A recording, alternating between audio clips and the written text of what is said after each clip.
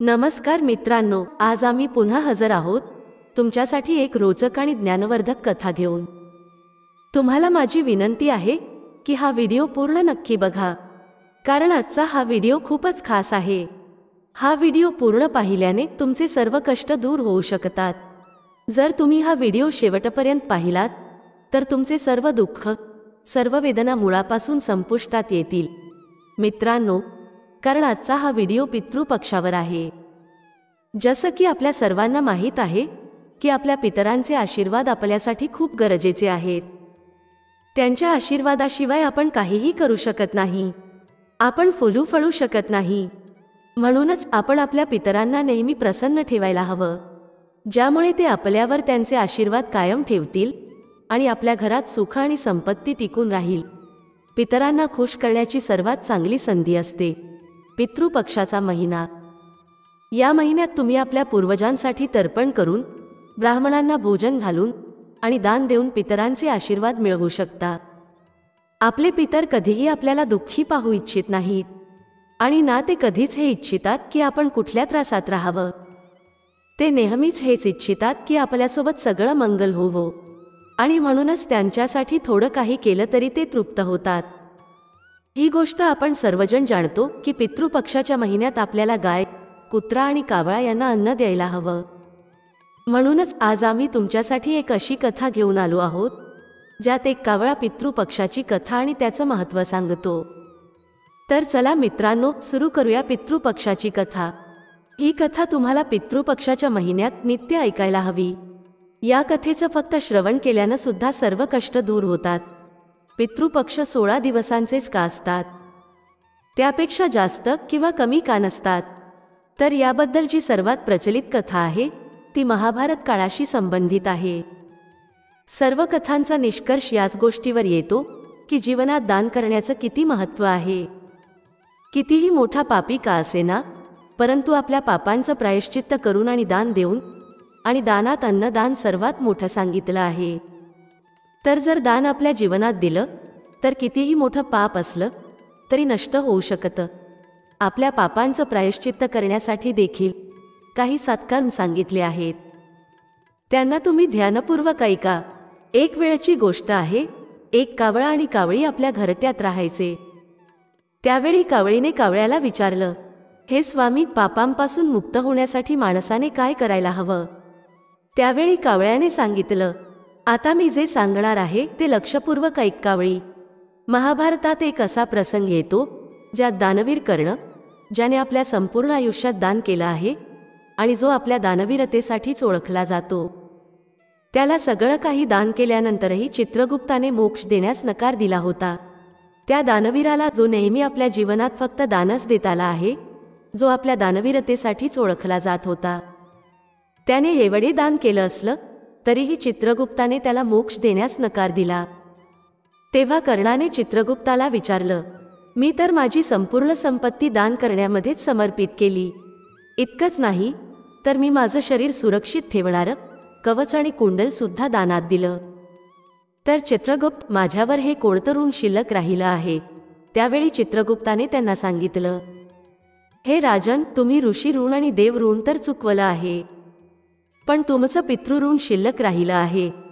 मित्रांनो, आम्ही तुम्हाला ही माहिती देतो की तुमच्या जीवनात तुम्हाला ही 3 ऋण चुकवणं आवश्यक आहे: ऋषी ऋण, देव ऋण आणि पितृऋण। यापैकी जर एकही ऋण शिल्लक राहिलं तर त्या व्यक्तीला मोक्ष मिळू शकत नाही, आणि ही 3ही ऋण माणसाने त्याच्या जीवनकाळात चुकवणं आवश्यक आहे। तेव्हा चित्रगुप्तांनी कर्णाला सांगितलं, हे राजन, तुम्ही ही 2 ऋणं तर चुकवली आहेत, पण तुमच्यावर पितृऋण शिल्लक आहे। तुम्ही तुमच्या संपूर्ण जीवनात संपत्ती आणि सोनं याचं दान केलं, पण कधीच अन्न दान केलं नाही। तुम्ही जोपर्यंत हे ऋण चुकवत नाही तोपर्यंत तुम्हाला मोक्ष मिळू शकत नाही। तुम्ही तुमच्या पितरांसाठी कधीच श्राद्ध, दान, तर्पण इत्यादी केलं नाही। तेव्हा कर्णाने चित्रगुप्तांना सांगितलं की त्यांना हे माहीत नव्हतं की त्यांचे पूर्वज कोण होते, म्हणून ते कधीच त्यांना काही दान देऊ शकले नाहीत। तेव्हा चित्रगुप्तांनी त्यांना त्यांची चूक सुधारण्याची संधी दिली आणि 16 दिवसांसाठी त्यांना पृथ्वीवर परत पाठवलं, जिथे त्यांनी आपल्या पूर्वजांचा स्मरण करत त्यांना आहारदान केलं, त्यांचं तर्पण केलं. आणि या 16 दिवसांच्या कालावधीला पितृपक्ष असं म्हटलं गेलं. याच कारणास्तव संपूर्ण वर्षभरात फक्त या 16 दिवसांत आपल्या पूर्वजांचे, पितरांचे स्मरण करत त्यांच्या नावाने पिंडदान, तर्पण, अन्नदान केलं जातं. सामान्यत अमावास्येचा दिवसही पितरांसाठी समर्पित असतो, परंतु विशेषतः असं मानलं जातं की या 16 दिवसातच पितरांच्या नावाने दान, पुण्य इत्यादी केलं तर यमलोकात, नरकलोकात किंवा स्वर्गलोकात कुठेही पितरांच्या आत्म्याला मोक्ष मिळतो.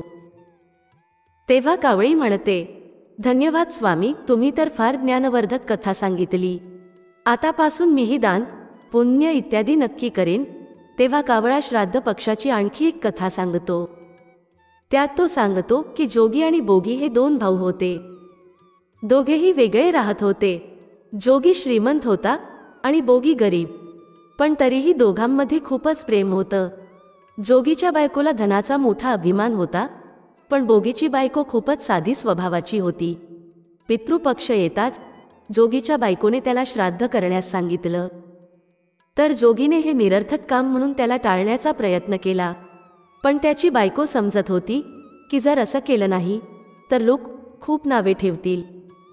त्यानंतर तिला तिच्या माहेरच्यांना जेवणासाठी बोलवून तिची शान आणि श्रीमंती दाखवण्याची ही योग्य संधी दिसत होती. तेव्हा त्याच्या बायकोने जोगीला सांगितलं, तुम्ही कदाचित माझ्या त्रासामुळे असं म्हणत आहात, पण मला असं करण्यामध्ये काहीच त्रास होणार नाही. मी काम करण्यासाठी बोगीच्या बायकोला बोलावते आणि आम्ही दोघी मिळून सगळं काम करू. मग तिने जोगीला तिच्या माहेरच्यांना निमंत्रण देण्यासाठी पाठवलं. सकाळी तिने बोलावल्यावर बोगीची बायको सकाळ सकाळी येऊन कामाला लागली. तिने स्वयंपाकघर सांभाळलं, विविध पक्वानं तयार केली आणि मग सगळं काम उरकून तिच्या घरी परतली. शेवटी तिलाही तिच्या पितरांचं श्राद्ध आणि तर्पण करायचं होतं. यावेळी ना जोगीच्या बायकोने तिला थांबवलं आणि ना ती थांबली. लवकरच दुपार झाली. पितर पृथ्वीवर उतरले. जोगी आणि बोगीचे पितर आधी जोगीच्या घरी गेले, तर काय पाहतात की तिथे आधीच त्याचे सासरचे लोक जेवण करत होते. निराश होऊन ते मग बोगीच्या घरी गेले. तिथे जाऊन पाहतात तर काय होतं, तिथे पितरांच्या नावाने फक्त अंजिरी दिली गेली होती. पितरांनी ती अंजिरीची राख चाटली आणि उपाशीच नदीच्या काठी निघून गेले. कारण बोगीच्या घरी धनाचा अभाव होता, त्यामुळे तो भरपूर पक्वानं तयार करू शकला नाही.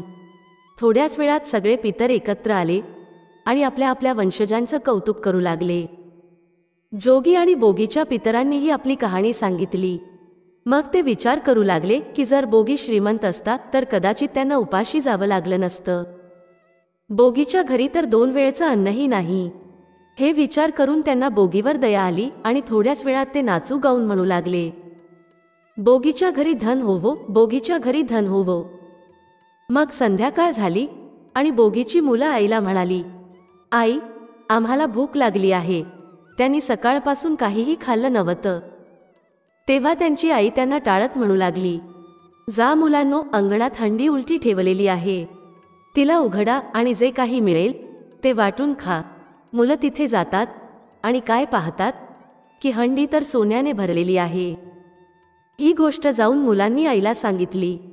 बोगीची बायको अंगणात येऊन पाहते तर तीही आश्चर्यचकित झाली.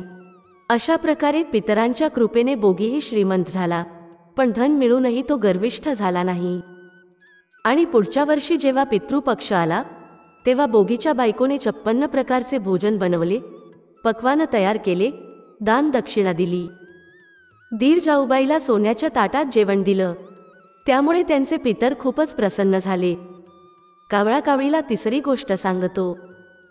तो म्हणतो, आता ऐका रामायणात वर्णन केलेल्या माता सीतेने केलेल्या पिंडदानाची कथा. रामायणात माता सीतेने राजा दशरथाला पिंडदान दिल्यामुळे त्यांना मोक्ष प्राप्त झाला, असा संदर्भ तुम्ही ऐकला असेल. वनवासाच्या काळात राजा दशरथाच्या मृत्यूनंतर माता सीता, श्रीराम आणि लक्ष्मण पितृपक्षाच्या वेळी श्राद्ध करण्यासाठी गयाधामाला पोहोचले. श्राद्ध करण्यासाठी आवश्यक सामग्री जमवण्यासाठी राम आणि लक्ष्मण नगरात गेले. इथे दुपार झाली आणि पिंडदान करण्याचा मुहूर्त निघून जात होता आणि माता सीता अस्वस्थ होऊ लागली. तेव्हाच दशरथांच्या आत्म्याने येऊन सीतेकडून पिंडदानाची मागणी केली. गयाधामाजवळील पलक नदीच्या किनारी एकटी सीता मोठ्या संभ्रमात पडली. तिने पलक नदी, वटवृक्ष, केतकीचे फूल आणि गायीला साक्षी मानून आणि वाळूचा पिंड बनवून स्वर्गीय राजा दशरथाच्या निमित्ताने पिंडदान केले. थोड्याच वेळात राम आणि लक्ष्मण परतले तेव्हा सीता म्हणाली, मुहूर्त निघून गेल्यामुळे मी स्वतःचं पिताजींचं पिंडदान केलं आहे. सामग्री नसताना पिंडदान कसं होऊ शकेल? असं विचारून रामांनी सीतेकडे पुरावा मागितला. तेव्हा सीता म्हणाली, स्वामी, मी पूर्ण सत्य सांगत आहे. मी पिंडदान केलं आहे. जर तुम्हाला विश्वास नसेल तर तुम्ही पलक नदी, वाळू, केतकीचे फूल आणि वटवृक्ष यांना विचारू शकता. यांच्यासमोर मी पिंडदानाची ग्वाही घेतली आहे. पण पलक नदी, केतकीचं फूल आणि गाय यांनी या गोष्टीचा इन्कार केला. फक्त वटवृक्षानेच सत्य सांगितले. तेव्हा सीतेने दशरथांचा ध्यान करून त्यांच्याकडून ग्वाही मागितली. दशरथांनी सीतेची प्रार्थना स्वीकारली आणि घोषणा केली, अहम, वेळेवर सीतेनेच माझं श्राद्ध केलं आहे. तेव्हा राम संतुष्ट झाले. पण 3 साक्षीदारांनी खोटी ग्वाही दिल्यामुळे सीतेने त्यांना शाप दिला की, पलक नदी, तू फक्त नावालाच नदी राहशील, तुझ्यात पाणी राहणार नाही. त्यामुळे आजही गयाधामात पलक नदी कोरडीच असते असं सांगितलं जातं. गायीला शाप मिळाला की तू पूजनीय असूनही लोकांचं उष्ट खाशील, आणि केतकीच्या फुलांना शाप मिळाला की खोटी ग्वाही दिल्यामुळे तुला पूजेमध्ये कधीच वापरले जाणार नाही. वटवृक्षाला मात्र सीतेचा आशीर्वाद मिळाला की त्याचं आयुष्य दीर्घकाळ राहील आणि तो लोकांना सावली देईल, आणि पतिव्रता स्त्री तिच्या पतीच्या दीर्घायुष्यासाठी त्याची पूजा करतील. यामुळेच आज गौमातेला उष्ट खायला लागतं. केतकीच्या फुलांना पूजेत स्थान नसतं. आणि पलक नदीच्या तीरावर सीताकुंडात आजही पाण्याऐवजी फक्त वाळूतून पिंडदान केलं जातं. यानंतर कावळा कावळीला चौथी गोष्ट सांगतो. तो सांगतो की एकदा 2 भाऊ बहीण होते. दोघांचंही लग्न झालं होतं आणि दोघांनाही 2-2 मुलं होती. बहीण विधवा झाली होती आणि तिच्या भावाच्या घरी राहत होती. यामुळे तिची वहिनी खूप रागात असायची. अशाच वेळी पितृपक्ष आला तर भाऊ म्हणाला की मी पितरांच्या पिंडदान आणि तर्पणासाठी गंगाजीकडे चाललो आहे. असं म्हणून तो गंगाजीकडे निघून गेला. भावाच्या जाण्यानंतर वहिनीने शेतात बहीण आणि तिच्या मुलांसाठी झोपडी बांधली. बहीण तिच्या मुलांसोबत झोपडीत राहू लागली. ती सकाळ संध्याकाळ भावाच्या घरी काम करायची आणि बदल्यात वहिनी तिला उरलेलं चुरलेलं अन्न द्यायची. जेव्हा ती वहिनीच्या घरून यायची तेव्हा ती चाळलेल्या पिठाचा कपडा घेऊन यायची. घरी गेल्यावर त्या कपड्याला पाण्यात भिजवून ती मुलांना खीर खाऊ घालायची. एकदा वहिनीने तिला कपा नेताना पाहिलं तेव्हा ती म्हणाली, अगं बाई, कपडा कुठं घेऊन जात आहेस? चाळलेल्या पिठाचा कपडा इथं ठेवून जा. तिने तसंच केलं. त्या दिवशी वहिनीने तिला उरलेलं अन्नही दिलं नाही आणि म्हणाली, उद्या तुझ्या आईचं श्राद्ध आहे, पण न बोलवता येऊ नकोस. आणि हो, अंगणात असलेलं पिंपळाचं झाड हललं तरच ये. हे ऐकून बहीण खूप दुःखी झाली आणि रडत रडत झोपडीत परतली. घरी गेल्यावर मुलं म्हणाली, आई, आई, भूक लागली आहे, काही खायला दे. ती म्हणाली, बाळांनो, आज आपण उपवास करणार आहोत. आज उपाशीच झोपा. दुसऱ्या दिवशी मुलं म्हणाली, आई, मामीने सांगितलं होतं की आज नानीचं श्राद्ध आहे, तर तिथं जाऊया. तर आई म्हणाली, बाळांनो, मामीने सांगितलं होतं की जर अंगणातलं पिंपळाचं झाड हललं तरच ये. तुम्ही सांगा, झाडं हलतात का? फक्त पानं हलतात, फांद्या हलतात, पण झाड हलतं का? तिने मुलांना समजावलं की बाळांनो, न बोलवता कुठंही जायचं नाही. संध्याकाळ झाली तेव्हा तिचे पुतणे आले आणि म्हणाले, आत्या, आईने अन्न पाठवलं आहे, ती पाहते तर अन्न म्हणून फक्त 2 पोळ्या आणि भात ठेवले होते. हे पाहून तिला खूप राग आला आणि तिने मुलांना सांगितलं, हे झोपडीच्या छपरावर फेकून द्या. आणि उपाशीच मुलांना घेऊन ती झोपी गेली. पूर्ण रात्र ती गंगा मातेला म्हणत होती, हे आई, माझ्या भावाचं रक्षण कर, तो आमचं रक्षण करेल. दुसऱ्या दिवशी वहिनी आली आणि म्हणाली, बाईजी, उद्या तुमच्या वडिलांचं श्राद्ध आहे. न बोलवता ये, पण अंगणातलं पिंपळाचं झाड हललं तरच ये. दुसऱ्या दिवशीही ती वाहिनीच्या घरी गेली नाही. संध्याकाळी तिचे पुतणे परत आले आणि त्यांनी 2 कोरड्या पोळ्या भातासह आणून दिल्या. तिने पुन्हा त्या 2 कोरड्या पोळ्या आणि भात झोपडीच्या वर फेकून दिल्या आणि उपाशीच मुलांना घेऊन झोपी गेली. ती पूर्ण रात्र रडत होती आणि गंगा मातेची प्रार्थना करत होती. असेच करत करत पितृपक्षाचे 16 दिवस निघून गेले आणि तिचा भाऊ परत आला. त्याने पाहिलं की घराच्या अंगणात फक्त चिखलच चिखल आहे. तो बायकोला विचारू लागला, हा कसला एवढा चिखल आहे? माझी बहीण आणि भाचे कुठे आहेत?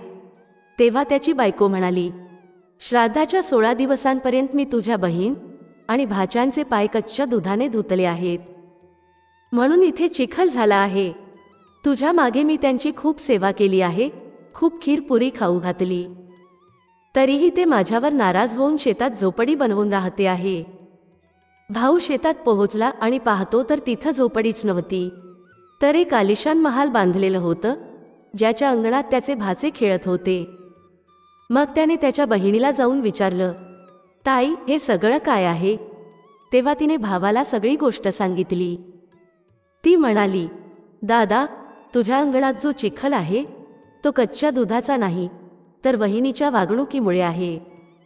मी जे रात्रंदिवस रडत होते त्या अश्रूंचा चिखल आहे. आई वडिलांच्या श्राद्धाच्या दिवशी वहिनीने म्हटलं होतं की पिंपळाचे झाड हललं तरच ये, न बोलवता येऊ नको.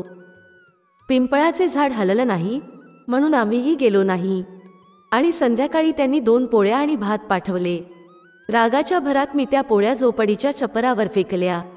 आई वडिलांच्या आशीर्वादाने आणि तुझी साथ असल्याने त्या कोरड्या पोळ्या सोन्यात आणि भात हिऱ्या मोत्यांत बदलले.